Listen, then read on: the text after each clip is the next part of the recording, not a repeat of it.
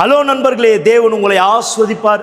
இன்றைக்கு மீண்டும் இந்த விசுவாசத்தில் நாம் இணைந்திருக்கிறோம். வேலை செய்பவர்களுக்கான இந்த ஜெபத்தில் நாம் ஒன்று சேர்ந்திருக்கிறோம். கண்டிப்பாக இன்றைக்கு நீங்கள் எந்த ஃபைல் டாக்குமெண்ட்ஸ் உங்களுடைய கைகளில் பிடித்து கொண்டிருக்கீங்களோ, எந்த இடத்திற்காக நீங்கள் போக ஒப்பந்தம் செய்ய போகிறீங்களோ, இன்றைக்கு தேவன் உங்களை ஆஸ்வதிக்கட்டும். யார் வேலை இல்லாமல் நீங்கள் இருக்கிறீங்களோ, வேலைக்காக நீங்கள் தேட போகிறீங்களோ, இன்றைக்கு தேவன் உங்களை ஆஸ்வதிப்பார். உறுதியாக நம்புங்க. எனவே உங்களுடைய பயோடேட்டா எதுவாக இருந்தாலும் கையில் பிடித்து கொள்ளுங்க. உங்களுடைய ப்ராஜெக்டினுடைய திட்டங்களை கையில் எடுத்துக்கோங்க. ஆண்டவரிடத்தில் நம்ம ஒப்படைக்கலாம். தேவனிடத்தில் நாம் ஜெபிக்கும் போது அவர் நம்முடைய வாழ்க்கைக்கான கதவை திறப்பார்.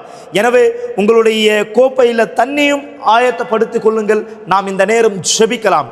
கண்களை மூடுங்கள். நாம் தேவனை நோக்கி ஜெபிக்கும் பொழுது பலனை, தைரியம், விசுவாசம், சமாதானத்தை மற்றும் நாம் நேர்மையாய் எதை அவரிடத்தில் கேட்கிறோமோ அதை பெற்றுக்கொள்கிறோம். இந்த தருணத்தின் வாய்ப்பை பெற்றுக்கொண்டு கண்களை மூடி தேவன் மேலாக உங்கள் எண்ணங்களை உயர்த்துங்கள். இதுவே ஜெபம் செய்ய வேண்டிய நேரம்.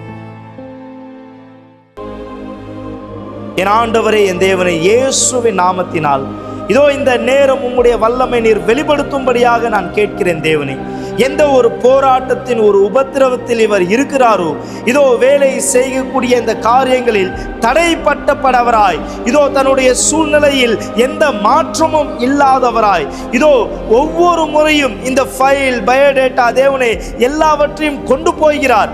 தான் தன்னுடைய வேலைக்காக இதோ ஓர் காரியத்தை பெற வேண்டும் என்று, ஆனால் இன்னும் பெறாமல் இருக்கிறார். தேவன், இதோ யாரும் மீது நம்பிக்கை உள்ளவரா இருக்கிறாரோ, யாரும் மீது விசுவாசம் உள்ளவரா இருக்கிறாரோ, யாரும் மீது இதோ இந்த நம்பிக்கை வைத்தவரா இருக்கிறாரோ, நீர் தொடும் ஆண்டவரே.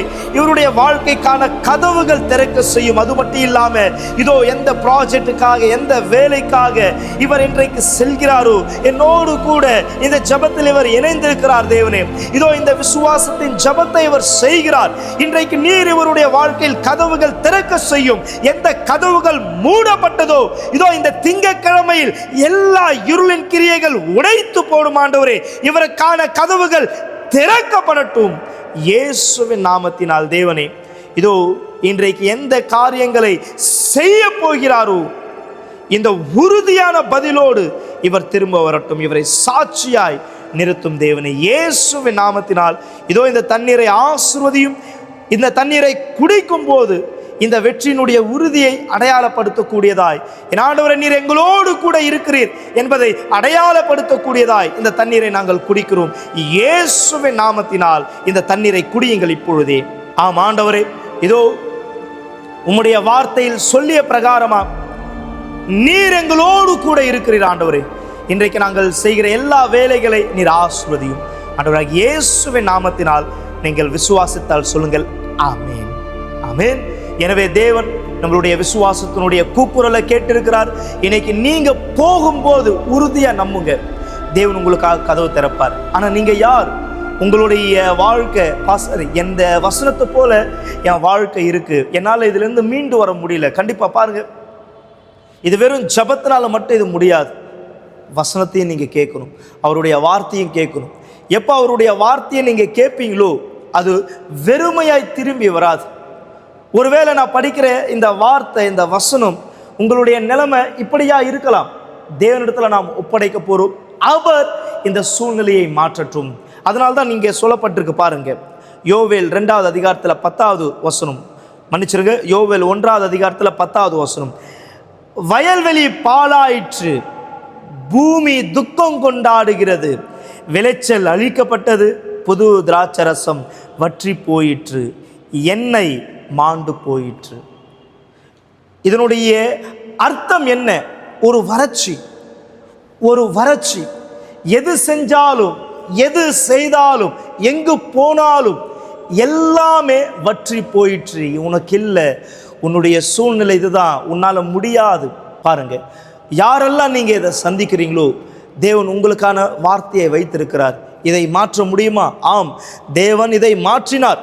இந்த ஜனங்களுடைய சூழ்நிலை மாற்றினார். யோவேல் காலத்தில் ஜனங்க எந்த உபத்திரவத்தில் இருந்தாங்களோ, தேவன் சூழ்நிலை மாற்றினார். இன்னைக்கு தேவன் உங்கள் சூழ்நிலை மாற்ற விரும்புகிறார். எனவே நீங்கள் தேவனை நோக்கி திரும்பி வந்தா கண்டிப்பாக இது நடக்குமா? கண்டிப்பாக இது நடக்கும். தேவன் இது உங்களுக்காக செய்ய விரும்புகிறார். உங்கள் விசுவாசத்தோடு வாருங்கள். அதனால தான் காலைல 8 மணி, 10 மணி, மதியானம் 3 மணி, விசேஷமாக சாயந்தரம் 7 மணி நீங்கள் வரும்போது தேவனுடைய ஆசீர்வாதத்தை நீங்கள் பெறுவீங்க. ஆண்டவருடைய ஆசீர்வாதம் உங்கள் மீது பரிபூர்ணமாக இருக்கும். எனவே தேவன் உங்களை ஆசீர்வதிப்பார். மக்களே, நான் இந்த நேரம் உங்களை அழைக்க விரும்புகிறேன். நீங்கள் யார் எங்களை குறித்து இன்னும் அதிகமாக தெரிந்து கொள்ள விரும்புகிறீங்களோ uckg.in இந்த வெப்சைட்டை நீங்கள் பார்க்கலாம். அது மட்டும் இல்லாமல் நீங்கள் எங்களை அழைக்க விரும்பினால் எங்களுடைய மொபைல் எண்ணானது 9384638738 இந்த எண்ணை அழைக்கலாம். அது மட்டும் இல்லாமல் நீங்கள் வர விரும்புகிறீங்கன்னா இந்த முகவரியில் நீங்கள் எங்களை சந்திக்கலாம். 282/681 1000 லைட் அண்ணா சாலை. தேவன் உங்களை ஆசீர்வதிப்பார். நான் இன்றைக்கு உங்களை சந்திக்கிறேன். மக்களே, தேவன் உங்களோடு கூட இருக்கிறார்.